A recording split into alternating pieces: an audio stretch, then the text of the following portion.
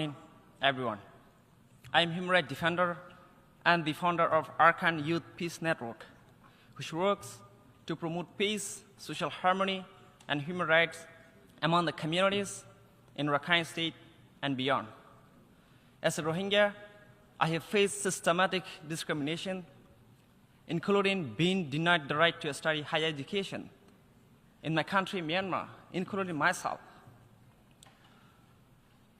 The systematic architecture of genocide against Rohingya has shaped not only my personal life, but also my deep commitment to justice and my determination to advocate for the Rohingya and other marginalized communities. As part of my work, I have closely witnessed the devastating impact of conflict on the Rohingya and other population. Since coup in Myanmar 2021, 3.6 million people have been displaced, 1.5 million have fled as refugees, and 22 million people need urgent humanitarian aid across Myanmar. On top of these crises, the Rohingya are also victims of a systemic, decades-long genocide. The persecution, mass displacement, and destruction of my people predates the current conflict. But recent fightings and events have compounded and exacerbated our suffering.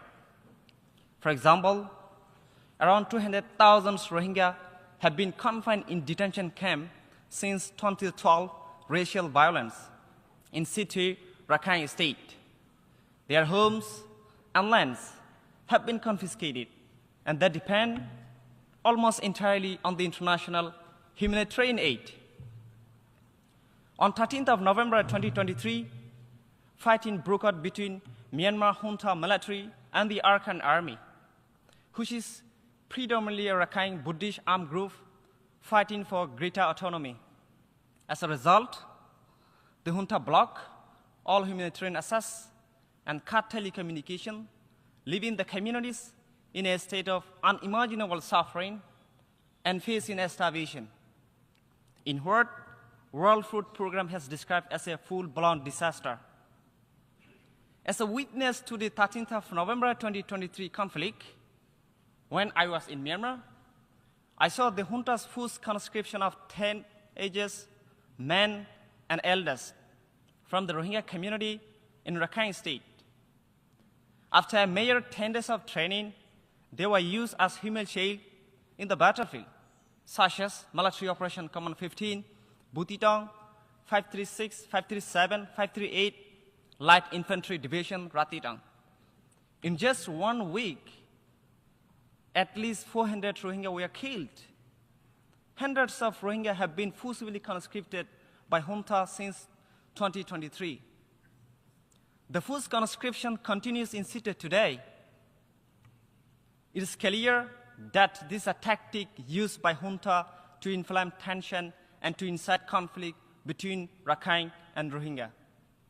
Such debate rules and tactics have been used by junta in past, for example, in inciting conflict in 2012. The junta has also escalated aerial bombardment across the country, including by using 500 palm bombs, causing rising civilian casualties. In Shokto, Rakhine State, at least 20 Rakhine students were recently killed by such bombing. Meanwhile, the Rakhine army also forcibly conscripted Rohingya and have carried out arbitrary arrests, torture, massacre, and village burden. One of the gravest atrocities was Tan Shao Keng Hoyasari massacre, in which over 600 Rohingya were killed. On 17 May 2024, after capturing the Buthidaung, Rakhine army burned to ash the almost entire central Buthidaung, which is predominantly Rohingya area. 10 of thousands attempt to flee. Along the way, they were blocked, looted, beaten, or killed. Survivor describes scenes of horror, civilians trapped inside their burning homes, and families separated. These atrocities forcibly displaced over 200,000 Rohingya in a single day, marking one of the darkest movements since genocidal campaign of 2017.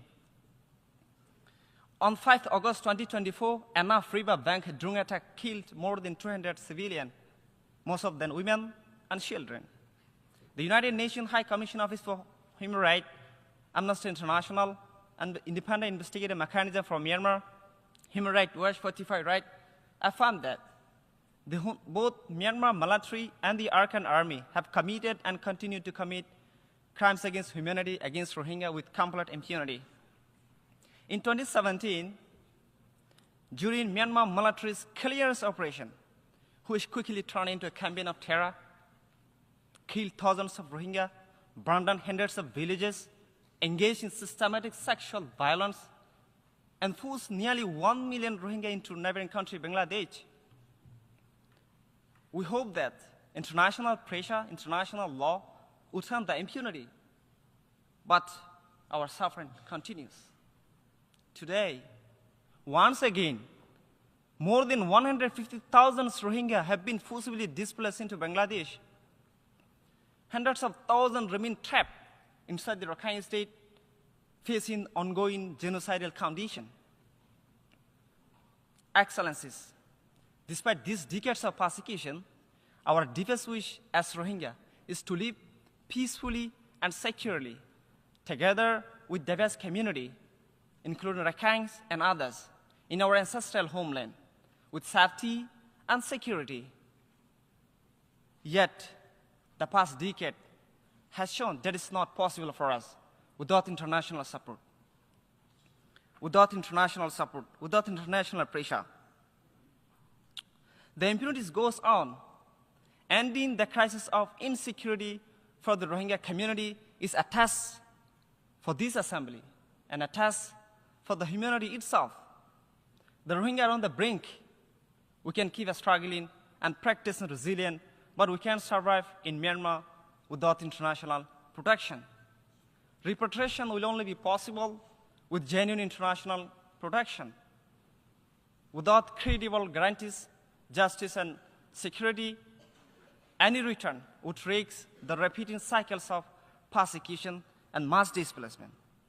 I therefore urgently call on all UN member states to establish a United Nations supervised safe zone for the Rohingya in northern Rakhine state, supported by ASEAN and other regional stakeholders, to guarantee the protection of all civilians, to facilitate cross-border or humanitarian corridor from the ground of Bangladesh, to ensure the sustained delivery of life-saving assistance.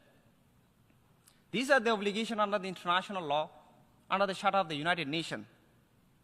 The International Court of Justice has already ordered Myanmar to protect the Rohingya from the acts of genocide.